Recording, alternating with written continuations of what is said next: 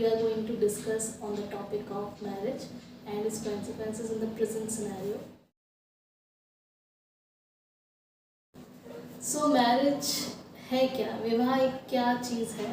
विवाह दो लोगों को मिलाता है, सिर्फ इस जन्म में नहीं बल्कि आने वाले आगे की कई जन्मों तक। Marriage is a sacred union of two person, दो लोगों का एक पवित्र बंधन है ये, हस्बैंड और वाइफ का, जो जन्मों जन्मों तक साथ रहते हैं। Even the death can not break it, आप मरने के बाद भी अलग नहीं होते। But the concept of marriage जो आज का सिनेरियो है उसमें चेंज होता जा रहा है। If we move back to the ancient times, अगर हम देखें तो according to the ancient text and all,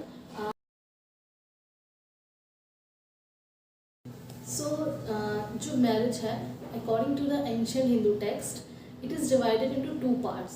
one part जो कि सोसाइटी ने एक्सेप्ट किया है और दूसरा पार्ट है जो कि सोसाइटी ने एक्सेप्ट नहीं किया है।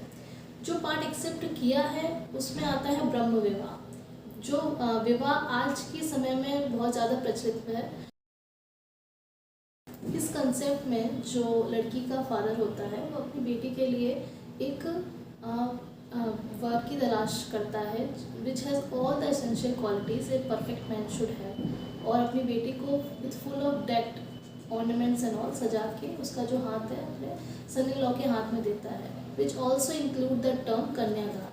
तो यहाँ पे जो इम्पोर्टेंट वर्ड है दैट इज़ कन्यादान, जो कि ब्रह्म विवाह का एसेंशियल पार्ट है। And now moving toward the next form of marriages, जो कि एक हमने देखा कि एक्सेप्टेंस हुई सोसाइटी के द्वारा, और नेक्स्ट जो थी जो नॉन एक्सेप्टेंस थी। तो नॉन एक्सेप्टेंस वाला जो पार्ट है उसमें गंधर्व विवाह आता है, जो कि हम लोग आजकल जो देख रहे हैं दैट इज़ लव मैरिजेस, जहाँ पे boy and a girl decides themselves कि उनको साथ रहना है and they continue their life together. So गंधर्व विवाह is such form of marriage जो कि सोसाइटी ने एक्सेप्ट नहीं किया था, तब नहीं किया था और अभी भी it is a kind of विवाह जो कि सोसाइटी एक्सेप्ट नहीं करना चाहती है।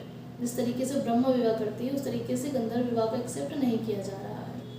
Moving towards the Hindu marriage act, अब हम देखते हैं कि वहाँ पर कितने फॉर्म्स ऑफ मैरिजेस हैं। अभी हमने एंशियंट टेक्स्ट को देखा कि वहाँ पर जो मैरिजेस हैं 8 फॉर्म्स हैं, उसको 4 भाग में डिवाइड किया गया है। कुछ को एक्सेप्ट किया गया है और कुछ को एक्सेप्ट नहीं किया गया है। एग्जाम्पल के तौर पे हमने ब्रह्म विवाह और गंधर्व विवाह देख लिया। अब जब हम हिंदू मैरिज एक्ट की तरफ बढ़ते हैं, वहाँ पर जो मैरिजेस हैं that is valid marriage, voidable marriage and void marriages. तो वैलिड मैरिज क्या है और उसकी क्या एसेंशियल्स हैं वो आज हम बताएंगे कि जो वैलिड मैरिज है उसके कुछ एसेंशियल एलिमेंट्स हमारे एक्ट के अंदर डाले गए हैं।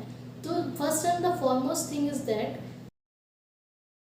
आपके विवाह के वक्त neither of the spouse should be living. Secondly free consent होना चाहिए बाय बोथ द पार्टीज।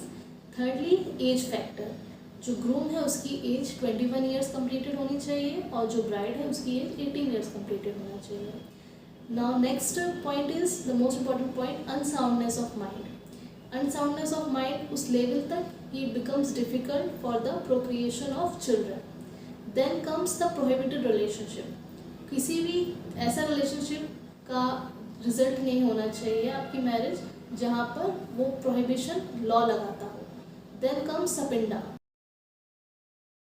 अगर हम सपिंडा को डिफाइन करेंगे तो जो सेम पिंड को बिलोंग करते हैं वो नहीं होने चाहिए। That is 3 generation above you from your mother's side and 5 generation above you from your father's side. So there are certain grounds of voidable marriage which are defined under section 12 of Hindu Marriage Act. That is first of all the age factor. लड़का और लड़की दोनों की आयु जो marriage की as है वो अटेंड हो जानी चाहिए, दैट इज़ 21 ईयर्स लड़के की और 18 ईयर लड़के की। सेकेंडली फ्री कंसेंट होना चाहिए, कंसेंट अंडर एनी फोर्स या फिर फ्रॉड के द्वारा नहीं लेनी चाहिए। There should be a free consent by both the parties.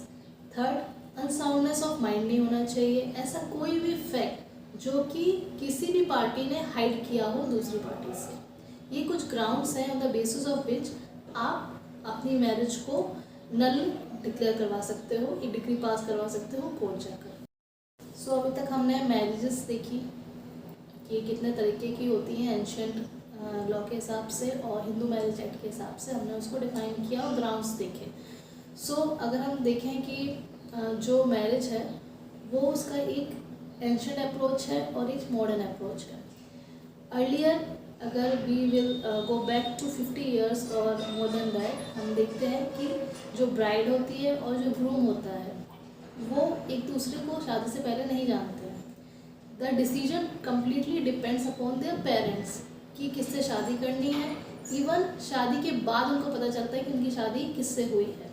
But अभी जो सिनेरियो है उसमें both boy and a girl they know each other before the marriage, और वो जानते हैं कि उनको अपनी लाइफ आगे किसके साथ स्पेंड करनी है। So the concept of marriage is totally changing day by day. Here in the modern concept the bride and the groom they marry according to their own wish.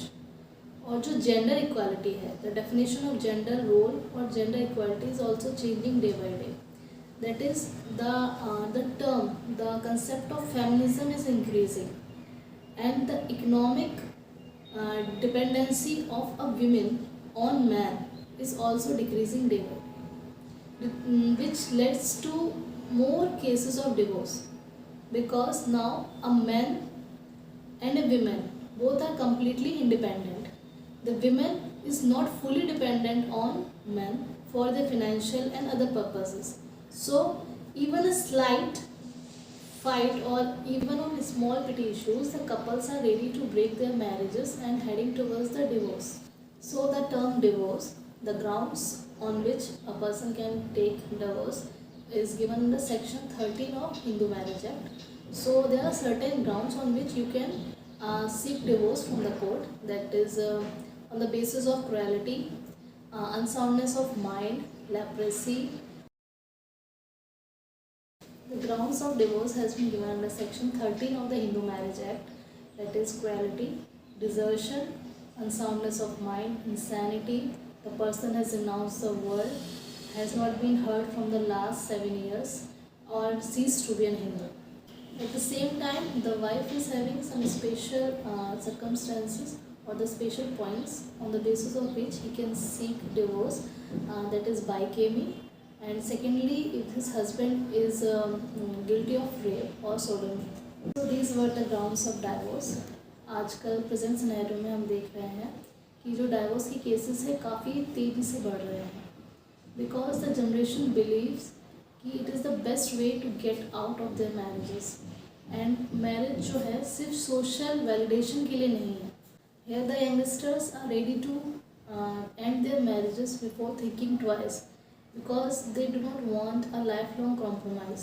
So I request all the present generation, to think twice before filing a divorce case. जो भी लोग ये video देख रहे हैं उनसे मेरी request है कि before filing a divorce case think twice, because there are certain things which are essential एक शादीशुदा ज़िंदगी में ज़रूरी होती हैं।